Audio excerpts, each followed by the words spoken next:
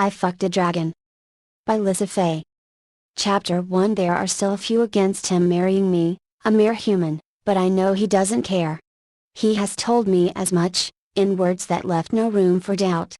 His devotion is unwavering, his love fierce, and I can feel it even now as I stretch across the bed, the soft morning light filtering through the room. Turning, I shift to face him. His sleeping face is so peaceful. The ethereal beauty of his features takes my breath away every time. His long, moonlight-colored hair spills across the pillows, catching the faint sunlight with its shimmering strands. It frames his face in a way that highlights the sharp, noble lines of his jaw and the relaxed curve of his lips, lips that can command armies or whisper the softest declarations of love. His fair skin is smooth and radiant, yet when the light hits just right, I can trace the faint, almost imperceptible patterns across his body, subtle reminders of the dragon he is beneath the human form. Even now, his wings are a sight to behold, folded neatly behind him as he rests. Their dark jade hue glimmers faintly, the edges catching the morning light with a hypnotic sheen. They are impossibly large and majestic, a testament to the power that resides within him. As I watch him, my thoughts drift back to the day we first met. I remember the exact moment. I saw him, standing tall, otherworldly, and so breathtakingly beautiful that I felt time itself grind to a halt. I was frozen, unable to do anything but stare. His pale green eyes had locked onto mine then, vivid and piercing, as if they could see through the layers of my soul. Those jade-like orbs glimmered with an ancient wisdom and a power that felt almost too much to bear. He was unlike anything I had ever seen. His dark jade wings had been partially unfurled, their size and splendor casting shadows that danced around him. The sunlight had caught on his hair, a silken cascade of moonlight, and for a moment, he didn't seem real. His presence was both intimidating and alluring, and though I wanted to turn away, I couldn't. "Are you going to stand there and glare at me all day?" His voice had been deep, resonant, and laced with a teasing warmth that made my heart stumble. I wasn't glaring, I managed to stammer, feeling heat rush to my cheeks. A faint smirk tugged at the corner of his lips as he stepped closer, the movement impossibly graceful. His eyes, gleaming with amusement, never left mine. "No? Then what do you call standing frozen in place, eyes wide as though you've seen a ghost?" "I was just admiring," I admitted, my voice barely above a whisper. His gaze softened at my words, and he tilted his head, the faintest hint of curiosity and something deeper flashing in his eyes. "Admiring. I suppose I can live with that." Even now, the memory sends a flutter through my chest. That was the beginning of everything, of him and me, of a love that still feels impossible, even as I lie beside him now. He stirs slightly, the softest sigh escaping his lips as his eyes flutter open. Pale green, glowing faintly in the soft light, they meet mine. "You know I can sense you when you're staring, even if I'm asleep," he murmurs, his voice husky with sleep yet tinged with playful reproach. "I wasn't staring," I protest, though my voice betrays me with its light tone. He raises one perfectly arched eyebrow, waiting patiently for me to continue. I let out a soft laugh. "I was just admiring the view." He chuckles, low and deep, and the sound sends a thrill through me. "Is that so?" He shifts closer, pulling me into his arms. His hands, warm and impossibly gentle, roam over my body with a possessive tenderness that makes me melt into him. "You're impossible," I whisper, but the words lack any conviction as I nestle closer, letting myself be surrounded by the warmth and strength of him. "I think you mean irresistible," he replies with a smirk, his voice a low rumble that vibrates against my skin. I can't help but laugh, the sound mingling with the soft rustle of his wings as they adjust behind him. He leans in, his moonlight hair brushing against my cheek, and whispers, admiring the view. "Care to be more specific? My wings? My jawline? Or something a little lower?" I laugh, my cheeks heating instantly. "You're so full of yourself," I tease, trying to hide my embarrassment. "Am I?" he counters, nipping playfully at my earlobe. "Or am I just observant?" I swat at his chest, but he catches my hand effortlessly, his grip firm but gentle. "All right, fine, I say, rolling my eyes with a grin. I might have been admiring how peaceful you look when you're asleep. It's a rare sight, considering how much time you spend trying to be insufferably smug. He feigns a hurt expression, clutching his chest dramatically. Insufferably smug? Darling, I prefer to call it confident. And besides, if I didn't know better, I'd think you were just trying to distract me. From what?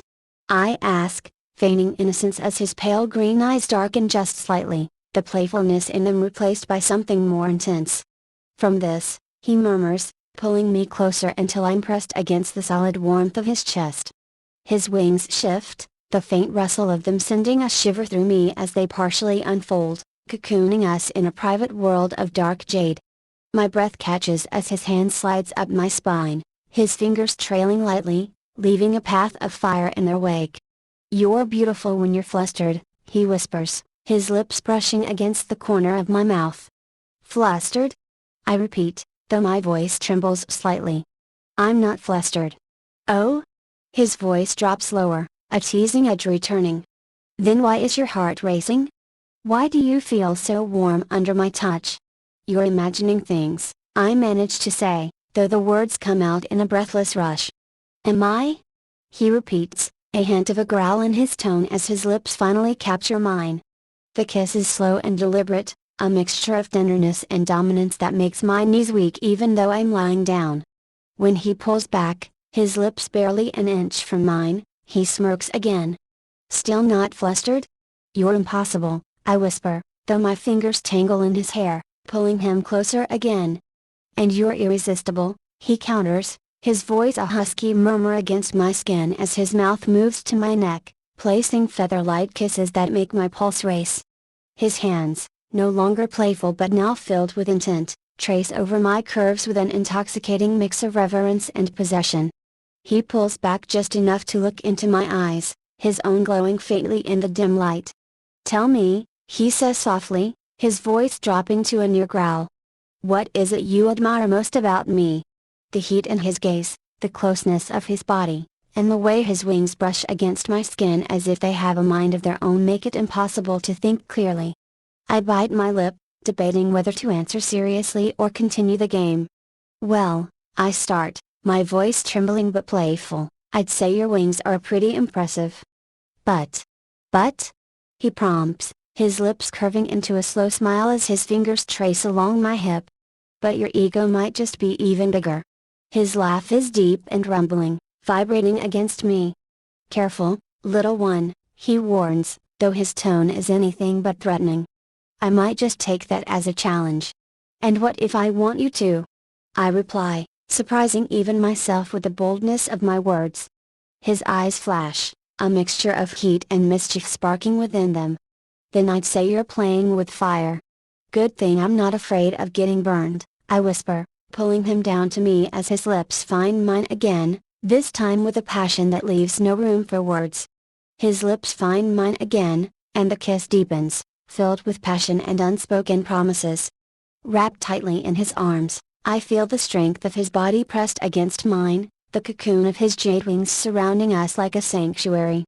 The smooth, scale-like texture of his wings brushes against my skin as they shift slightly, enclosing us in their protective embrace. My fingers trace the edges of one wing, marveling at its intricate patterns, each scale catching the faint light and shimmering with an iridescent beauty. "Your wings," I whisper, my voice a soft murmur against his chest. "They're incredible. I still can't believe you came to me like that, as a dragon, to ask for my hand." He chuckles softly, the sound vibrating through me. My lips curve into a smile as the memory comes rushing back, vivid and dreamlike. The day he appeared to me, not as the man I had grown to love, but as the dragon, his true form, a being of breathtaking majesty. Chapter 2. Memories in his dragon form, he was unlike anything I had ever seen. His body was a vast tapestry of jade scales that shimmered like a living gemstone, each scale etched with patterns so intricate they seemed almost alive. When the sun struck him, the light danced across his body in waves of green and gold, mesmerizing and otherworldly. His wings, enormous and awe-inspiring, had spread wide, creating an expanse that seemed to blot out the sky. They carried with them a power that felt limitless, as though they could lift the weight of the world if needed. His eyes had remained the same, pale green, glowing faintly with an ancient wisdom that spoke of lifetimes beyond count. But in that form, they burned with an intensity that seemed to shake the very earth beneath me, a fire that could have reduced mountains to ash and parted seas with a single glance. He was a legend-given form, a guardian of secrets untold, and a reminder that beauty and strength, wisdom and passion, could coexist in the most wondrous of ways. I remember standing frozen, my breath stolen by the sight of him as he descended from the heavens, his wings carrying him gracefully to the earth before me. When his massive form landed, the ground trembled slightly beneath his weight, yet there was a gentleness in the way he folded his wings and gazed at me, his great head lowering so that our eyes met. Then, without a word, he shifted. His immense body began to shimmer, the jade scales rippling like liquid light as they folded inward. His wings folded last, merging into the form I knew, the man I love. When he stood before me, human once more, the intensity in his eyes softened as he took my hands in his. "Marry me," he had said, his voice deep and steady, yet filled with an earnestness that made my heart ache. "Be mine, not just for now, but for eternity." I had been too stunned to speak at first, but as his hands tightened gently around mine, I had nodded, tears spilling down my cheeks. "Yes," I had whispered. "Always, yes." Now, as I sit wrapped tightly in his arms, I press a kiss to his chest, right over where his heart beats strong and steady. His hand cups my cheek, tilting my face up to meet his gaze. "I wanted you to see all of me," he says softly. "To know the truth of what I am. No masks, no illusions." His thumb brushes gently against my skin. "And, you stayed. You said yes. How could I not?" I whisper, my voice breaking slightly. "You're everything I never knew I needed." His smile is tender, but his voice is playful as he leans in, his lips hovering just above mine. "And here I thought it was my wings that won you over." I laugh softly, shaking my head. "Your wings might have played a small part." "Small?" he echoes, feigning offense as his wings shift, brushing against me with a deliberate tease. "All right, fine," I admit, biting back a grin. "They're magnificent. But they're nothing compared to your heart." His gaze softens again, his eyes glowing faintly as he pulls me closer, his lips capturing mine in a kiss that is slow and consuming. His wings tighten around us, shutting out the world completely, leaving nothing but the warmth of his body, the strength of his arms, and the fire that sparks between us. I feel him shift between my legs, his movements deliberate yet unhurried, parting them with his own to make space. His body presses against mine, warm and impossibly solid, and I feel the weight of his length resting just above my knee, the sensation sending a flush of heat through me. His lips trail down the curve of my neck, soft and lingering, each kiss leaving a spark in its wake. "You're trembling," he murmurs against my skin, his voice a low rumble, both teasing and tender. "I'm not," I manage to whisper, though my voice betrays me, quivering slightly. His chuckle is dark and knowing, and I feel the faintest graze of his teeth against my shoulder before he pulls back just enough to meet my gaze. "Liar," he whispers, his pale green eyes glowing faintly, the heat in them mirrored in the warmth pooling deep within me. His hand moves lower, his touch feather-light at first, tracing the curve of my hip and sliding down to press against the sensitive spot between my legs. A small, involuntary moan escapes my lips as his fingers press more firmly, finding my clit with unerring precision. "There it is," he murmurs, his voice like a velvet caress, as if my every sound is a symphony meant for him alone. "Stop teasing," I breathe, but the words lack any real conviction as his fingers begin to move, rubbing slow, deliberate circles that make it impossible to think of anything else. "Teasing?" he echoes, his tone mockingly innocent as his lips curl into a smirk. I thought I was being quite generous. I open my mouth to retort, but all that comes out is another soft moan as his fingers press harder, the rhythm of his movements making my body arch against him instinctively. "You're so responsive," he murmurs, his voice thick with desire. "Every little sound you make, every way your body moves under mine. It's intoxicating. I can feel the heat rising in me, spreading through every inch of my body like wildfire. My hands grip his shoulders, the muscles taut beneath my touch as he continues, his fingers working with an expertise that leaves me breathless. He leans in, his lips brushing against my ear. "Tell me," he whispers, his voice a husky growl that sends shivers down my spine. "What do you want, my love?" "I want you," I whisper, my voice trembling but resolute as my hands slide down his back, feeling the ripple of muscle beneath my touch. "I want to feel you, all of you." His eyes darken, the pale green deepening into something more molten, as if my words had ignited a fire within him. His lips crash against mine, the kiss no longer gentle but filled with a need that matches my own. His hands grip my hips, pulling me closer, and I can feel the heat of his desire pressing against me, leaving no space between us. "You have all of me," he murmurs against my lips, his voice raw and edged with longing. "Every part of me belongs to you." I gasp as his hands slide down my thighs, lifting me slightly to fit me more perfectly against him. His wings shift, their dark jade span folding tightly around us like a barrier to the outside world.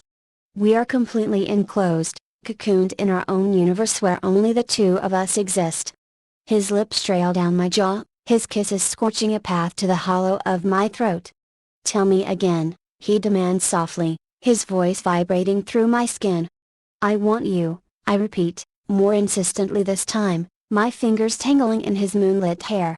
His body presses against mine, the full weight of him grounding me as his hands roam, exploring every curve with a reverence that makes my heart race. He adjusts his position, his hips shifting as he lines himself with me, his breath hitching as his tip brushes against my entrance. "Are you ready?" he asks, his voice low and controlled, though the tremor in it betrays just how tightly he's holding himself back. "Yes," I whisper, my voice laced with anticipation and desire. "Always."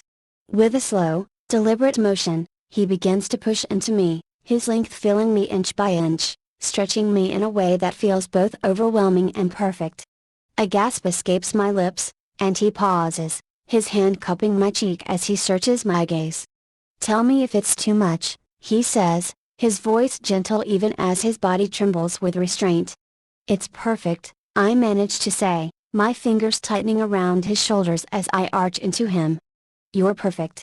A low growl rumbles from his chest, and he begins to move, his hips rocking against mine in a rhythm that is slow and maddeningly deliberate. His wings shift around us, the faint rustle of them brushing against my skin, adding another layer of sensation to the overwhelming pleasure building between us. Each thrust sends a wave of heat crashing through me, his name spilling from my lips in breathless gasps. His own voice joins mine, a mix of growls and murmured endearments as we move together, the world around us fading until there is only him, only us, only this moment. As we eventually pull ourselves from the tangled embrace of the bed, Draven steadies me, his large hands sliding down to rest on my waist. He presses a tender kiss to my forehead, his wings briefly unfurling as if they, too, sought to envelop me in one last embrace before the world demanded his attention. "I need to attend to some matters today," he murmurs, his voice regretful but firm. "I'll see you later." His pale green eyes linger on mine, as though he wishes to say more, but instead, he brushes a stray strand of hair from my face. With a final kiss to my lips, he steps away, his broad back and dark jade wings cutting a striking figure as he heads toward the adjoining chamber. I watch him leave, the absence of his warmth making the room feel suddenly cooler, before turning toward the balcony. Chapter 3. The morning light floods in as I step outside, the crisp air carrying the faint scent of clouds and distant train. I place my hands on the intricately sculpted railings, their design a testament to Draven's people, dragons who had mastered the art of blending power with beauty. The carvings seem to twist and writhe beneath my fingers, as though alive, depicting soaring dragons and swirling winds frozen in motion. Before me stretches the splendor of Arendar, one of the 7 dragon kingdoms in the sky. This is my husband's, Draven Valdora, domain, a place of breathtaking majesty and unbridled wonder. The city floats on vast platforms of stone and crystal, suspended effortlessly in the heavens. Spires of emerald and gold pierce the clouds, their tips glinting in the sunlight like the scales of the dragons who rule them. Between the platforms, waterfalls of shimmering mist cascade into the endless expanse below, vanishing into the ether as though feeding the very sky. Dragons, both in their majestic forms and their humanoid shapes, move about the city with grace and purpose, their wings a dazzling array of jade and green, each shade unique yet harmonious, reflecting the colors of Arendar itself. The hues range from deep emerald to soft celadon, shimmering like living gemstones as they catch the light. It is a reminder that this kingdom, Draven's kingdom, is defined by these shades, just as the other 6 dragon kingdoms bear their own distinct colors, their wings and scales echoing the identity of their domains. The hum of life here is unlike anything on Earth, a blend of magic and energy that makes the air itself feel alive. I take it all in, the reality of my life here still feeling like a dream even after months of living as his wife. To think that I, a mere human, now stand at the side of one of the 7 dragon kings, a ruler of a kingdom in the heavens, the keeper of secrets and the protector of ancient wisdom. As I stand there on the balcony, the cool breeze ruffling my hair, I find myself lost in thought, gazing out at the endless expanse of Arendar. "I am sorry to disturb you, my queen." A soft but firm voice pulls me from my reverie. Turning, I see Orelith standing at the threshold of the balcony. He carries himself with the dignity of one who has served kings for centuries, his jade green robes fluttering slightly in the breeze. His pale, almost translucent eyes meet mine, their wisdom tempered with a trace of worry. "Good morning, Or," I reply, offering a small smile. I still stumble over the intricacies of the dragon language, and he had graciously asked me to call him by this shortened form. "You are needed in the Grand Hall," he says, bowing slightly. "I thought my husband was attending to those matters," I say, frowning. Orelith hesitates, his normally composed expression faltering. "He was, my queen, but..." He pauses, choosing his words carefully. "He had to leave abruptly." My heart quickens. Where has he gone? He did not say. My tone sharpens, laced with determination. "You will tell me exactly where he is, Orelith." A flicker of hesitation crosses his face before he relents. "He went to the Pyrrhixian kingdom. A few of our dragonkin were attacked earlier today." My stomach knots at his words. "Prepare my dragon, Orelith," I command, my voice steady despite the storm brewing inside me. "My queen, you cannot." "I can, and I will," I cut him off, my eyes blazing with resolve. "I may not be a dragon, but I have my wits, and they have always served me right. Please reconsider," he implores, his voice almost pleading. "I will not sit idle and let my husband burn." I pause, my jaw tightening. Beric will turn him to ash upon sight. Orelith's shoulders sag in resignation. He knows arguing further would be futile. Together, we make our way to the stables, where Drakesith awaits me. Chapter 4. The dragon is a sight to behold. His scales are so dark they seem black at first glance, but in the right light, a subtle sheen of emerald reveals his true colors. His eyes, intelligent and piercing, meet mine as he lowers his massive head in greeting.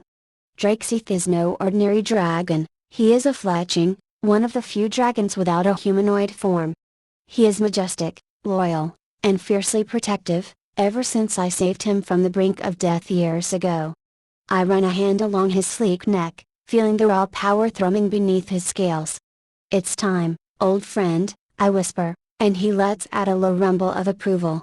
I mount him, settling into the saddle designed to accommodate his powerful form. His wings spread wide, their dark expanse momentarily blocking out the sun, and with a single, mighty leap, we take flight. The winds howl as we ascend, Arendar's emerald platforms shrinking below us. Drakesith's wings beat with rhythmic precision, each powerful stroke carrying us closer to the distant kingdom of Pyrrhixion, the furthest of them all. The skies shift as we leave the jade hues of Arendar behind, the air grows warmer, tinged with the scent of fire and brimstone. Jagged peaks rise like sentinels, and rivers of molten magma glow ominously, carving fiery paths through the scorched earth. The horizon burns with shades of crimson and gold, a stark reminder of Pyrrhixion's volatile nature. My thoughts race as I cling to Drakesith's reins. Draven is strong, unmatched in power and wisdom, But Pyrexian is no ordinary kingdom, and Varrock is no ordinary foe. I cannot sit idly by while my husband faces a ruler as ruthless as Varrock, a dragon king who despises humans and harbors little love for the other kingdoms.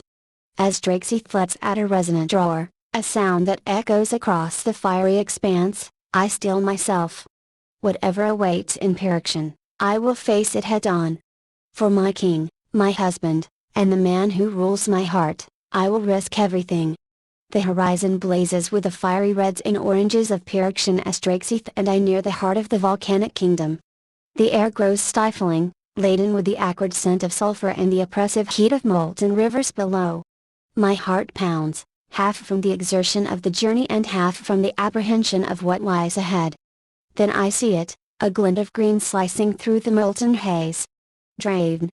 His dragon form circles above the largest of Pyrexian's volcanoes, his immense wings catching the fiery light and casting fleeting emerald shadows on the scorched landscape. Relief surges through me at the sight of him, his majesty and power unmissable even amidst this hellish domain. As Drakesith descends, Draven's sharp, pale green eyes lock onto mine, and his flight falters for a split second. He banks sharply, his jade form streaking toward us, landing with a thunderous crash that sends tremors through the volcanic rock. In a swift transformation, his dragon form melts away, and there he stands, tall, commanding, his moonlit hair shimmering faintly even in Pyrexian's fiery glow. "What are you doing here?" His voice is a growl, low and edged with anger, though his gaze softens ever so slightly. I slide off Drakesith, my feet hitting the ground as I stand my ground. "You didn't tell me where you were going. You left without a word." He closes the gap between us in two powerful strides, his towering form casting a shadow over me. "Because it wasn't your place to follow," he snaps, his voice heavy with frustration. "Pyrexian is no place for you, Garena." I lift my chin defiantly, refusing to be cowed. "And yet here I am. You can't just leave me in Arendar while you face danger alone." His jaw tightens, and his wings flex slightly, a sign of his simmering anger. "Do you have any idea what you've done? Varrock isn't the only one who should be feared," I cut him off, stepping closer, my voice fierce. "I'm your queen, Draven, and I will not let you face this alone." Before he can respond, a deep, rumbling growl reverberates through the air, shaking the ground beneath us. Both of us freeze, the quarrel forgotten as the temperature around us seems to spike. The molten rivers surge brighter, and the air crackles with a raw, overwhelming power. From the heart of the largest volcano, a massive shadow begins to rise. The glow of magma illuminates the jagged, obsidian-like scales of an enormous dragon. Varrock. His wings unfold slowly, like vast banners of fire-tipped black, their edges glowing faintly as though embers smoldered within. His eyes blaze like molten gold, twin orbs of wrath and malice, set deep in a face carved with scars from countless battles. The sheer size of him is overwhelming, dwarfing even Draven's dragon form. He moves with deliberate menace, his claws raking against the volcanic stone as he emerges fully from the fiery depths. Every step is accompanied by a tremor, as though the very land feared his presence. "So," Varrock's voice rumbles, deep and mocking, resonating like thunder. "The king of Arendar dares to darken my domain. And what is this?" His gaze flicks to me, a sneer curling his draconic lips. "You bring a human to my lands? How bold! Or foolish?" Draven's body tenses beside me, and I can feel the heat radiating from him as he prepares to shift again. I grip his arm firmly, my voice steady despite the fear coursing through me. "We came to speak," I say, my voice unwavering. Varrock lets out a roar of laughter, a sound that shakes the ground and sends plumes of fire shooting from the volcano. "Speak?" "In Pyrexian, we do not waste words," Varrock snarled, his voice rolling like thunder across the molten landscape. "Here, we settle matters with flame and fury." Draven stepped forward, his body taut with restrained power. His wing flared slightly in his humanoid form, shielding me instinctively from Varrock's molten gaze. I could feel the heat of his rage, barely held in check, but I refused to let this escalate. Placing a firm hand on his shoulder, I stepped out from behind him, my head held high despite the overwhelming presence of the dragon before us. "Are you afraid," I said, my voice calm yet sharp, "that if we speak, our tongues will prove sharper than your own?" Varric's massive head tilted slightly, his eyes narrowing as the challenge hung in the searing air. A deep growl rumbled in his chest, but I stood my ground, meeting his gaze with unwavering defiance. I knew the type of ruler he was: proud, vain, a dragon who thrived on power plays and provocations. If I could redirect his wrath into a battle of wit rather than fire, we might have a chance to leave Pyrexian unscathed. For a moment, the tension crackled unbearably, like the build-up before a thunderstorm. Then, slowly, Varric's colossal form began to shift. His obsidian scales rippled like liquid shadow, and his towering dragon form condensed, shrinking into the shape of a man. He emerged from the transformation with a sharp, angular face that seemed carved from black stone. His eyes, still burning with that molten gold light, fixed on me with an unreadable intensity. His hair was long and dark, streaked with fiery highlights that seemed to shimmer as he moved. Clad in blackened armor that gleamed like tempered steel, he exuded the same menace as his dragon form, though now contained in a more compact, precise vessel. "Bold words for a human," Varric said at last, his voice still carrying that deep, thunderous resonance. His lips curled into a sneer, though there was a flicker of grudging respect in his gaze. "Perhaps your wits are sharper than your king's claws after all." I held his gaze, refusing to let him see any trace of fear. "Perhaps," I replied evenly. He studied me for another long moment before finally turning away, his long strides crunching against the volcanic rock. "Come inside," he said sharply, his tone brooking no argument. I exhaled quietly, relief mingling with unease. My wits had come in handy once again, buying us time, perhaps even saving us from an immediate battle, but I knew this reprieve was fragile. Draven tensed beside me, his jaw tight, his eyes flashing with restrained anger as he glanced down at me. "You take too many risks," he muttered under his breath, his voice a low growl meant for my ears alone. "And yet we're alive and walking, not hash beneath his claws," I replied softly, my fingers brushing his arm in reassurance. Chapter 5. Together, we followed Varric into the volcanic fortress, a realm as foreboding as its master, Drakesith following us closely. The question now was whether we'd leave it unscathed. We sit at a round stone table carved from volcanic rock, its surface dark and polished to a sheen. The air is thick, the heat radiating from the very walls of Varric's fortress, a testament to the unyielding power of Pyrexian itself. He leans back in his chair, his golden eyes smoldering as they shift between Draven and me, sharp and calculating. It is Varric who breaks the silence, his voice a low rumble. "What is so important that you dare cross my lands unbidden?" Draven sits straight, his posture regal yet dense. "Some of our dragonkin were severely burned this morning, and, they were burned, so naturally, you assumed it was us." Varric interrupts, his tone dripping with derision. "Just because we breathe fire, you thought we unleashed it on your kin?" Silence falls like a heavy curtain. Draven's jaw clenches, his wings shifting slightly behind him in barely restrained anger. I glance at my husband, and when he doesn't respond, I decide to take the reins. "Do you know anything of it?" I ask, my voice steady yet edged with subtle challenge. "If you say we are accusing you wrongly and yet you are innocent, then do point us in the right direction." A slow smirk spreads across Varric's face, predatory and sly. "Your wife is wise, old friend. I could do well with her by my side." "You dare," Draven starts, rising from his chair, his fury barely contained. I place a calming hand on his arm, silencing him before he can say more. "He's just trying to provoke you," I murmur softly, my eyes locked on Varric's. Turning my full attention to the Pyrexian king, I fix him with a piercing stare. "So," I press, "are you or your king the culprits? Or?" Varric's expression shifts slightly, a shadow of unease flickering behind his molten gaze. "There have been rumors," he finally says, his voice quieter but no less commanding. "Of a dragon that has awakened. A fledgling, but one so grand it could eclipse an entire land. I have not seen this beast myself, but I have heard whispers, rumors carried on the smoke of distant fires. I study him carefully, searching for any hint of deceit in his words. But he appears genuine, his pride too great to lie outright. "Thank you for telling us this," I say after a pause, standing slowly. "And forgive us if we have offended you." Draven rises beside me, his presence steadfast, though his silence speaks of his simmering anger. Varric motions dismissively, leaning back in his chair with a languid wave of his hand.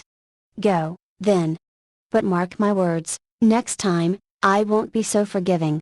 His voice follows us like a warning as we leave the chamber, the heat of Pyrrhiction seeming to cling to our skin. Chapter 6. Back in the safety of our chambers, the tension finally erupts. Draven grabs my arm as soon as the door closes behind us, his grip firm but not painful. His eyes, pale green and filled with fury and worry, bore into mine. "How could you be so reckless?" he demands, his voice low but far from gentle. "And yet I saved both our skins," I reply, meeting his anger with calm defiance. "You could have died," he growls, his wings flaring slightly behind him, a visible sign of his distress. "And you would have died if it weren't for me," I counter, my voice rising slightly. "And what then? What of your kingdom? What of Erimdur?" He exhales sharply, his wings lowering as he takes a step back.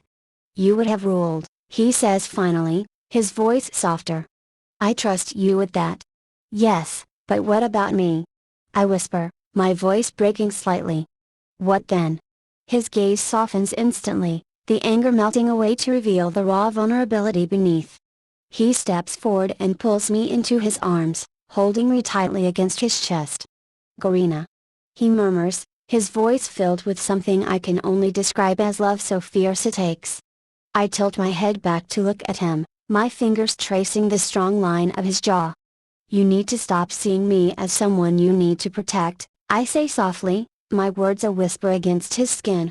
"And you need to stop throwing yourself into the fire," he replies, his lips brushing against my forehead. His mouth moves to mine before I can argue further, capturing me in a kiss so intense it steals my breath. There's no hesitation in him, no restraint, only the raw need to remind us both, that we're here, alive, together. He lifts me effortlessly, carrying me to the bed without breaking the kiss. The world outside fades as his hands trace the curves of my body, his touch both tender and commanding. His lips blaze a trail down my neck, and I arch into him, my fingers tangled in his hair. "Garina," he whispers against my skin, his voice hoarse with emotion, each syllable laced with the rawness of his love and fear. His lips, warm and firm, trail along the line of my jaw as if he is memorizing me anew. "You are my strength. My weakness. Everything." I tilt my head to meet his gaze, my fingers threading into his silken moonlit hair. His eyes, glowing faintly in the dim candlelight, are stained with emotion, the tension from earlier still flickering at their edges. "And you are mine," I breathe, the words spilling from me without thought, only truth. "I would throw myself into the deepest pit for your sake." A tremor passes through him, and his hands tighten on my waist, pulling me closer until there's not an inch between us. "Don't say such things," he murmurs, his voice breaking slightly. I could not bear it. I press a kiss to his lips, soft and lingering, and feel his breath catch against me. "And yet, I would," I say, my words dissolving into the heat of his embrace. With gentle insistence, he guides me toward the bed, the sheer canopy swaying in the faint breeze that slips through the balcony doors.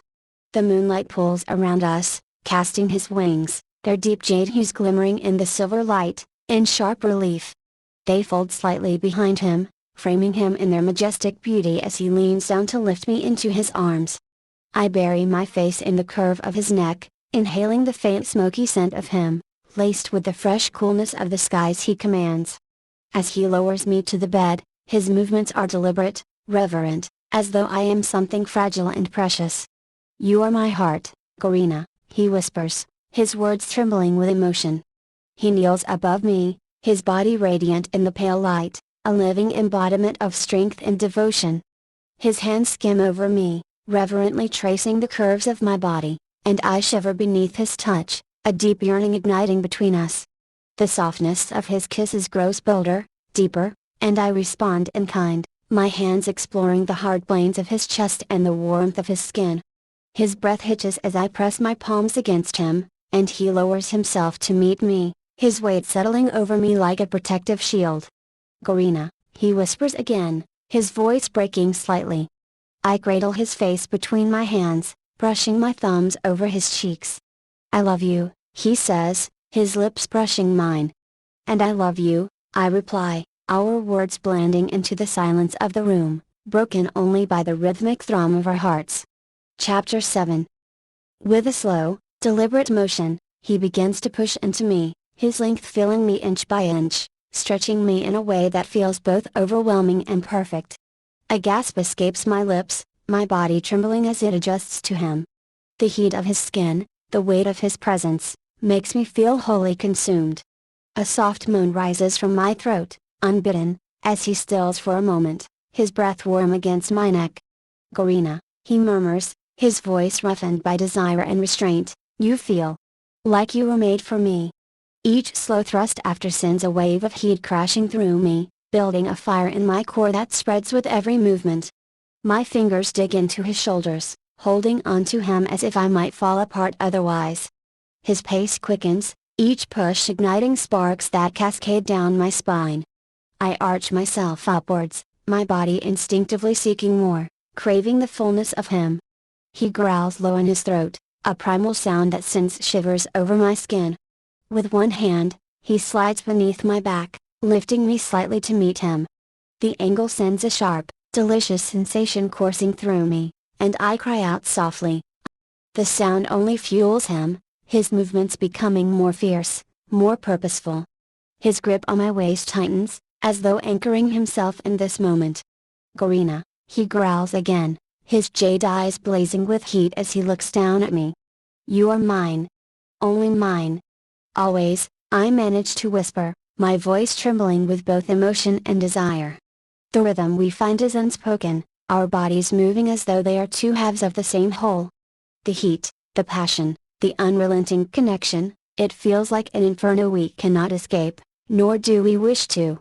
Our breaths tangle, our hearts beat in tandem, and for a moment, the world fades away. The kingdoms, the threats, the lingering shadows of Birakshan, all of it melts into the background as we find solace and strength in each other. As he lowers his head to capture my lips again, the fire between us burns brighter still, a flame that promises to never die. We lay tangled in the sheets. Sleep seems to evade us both. "When are we leaving?" I ask, breaking the silence. "We?" "Yes, we. Have you not told Aurelith to send out the summons upon our return?" "I have not. I must confer with him in the morning. What is there more to talk about?" "There's an imminent danger, somewhere, for us all.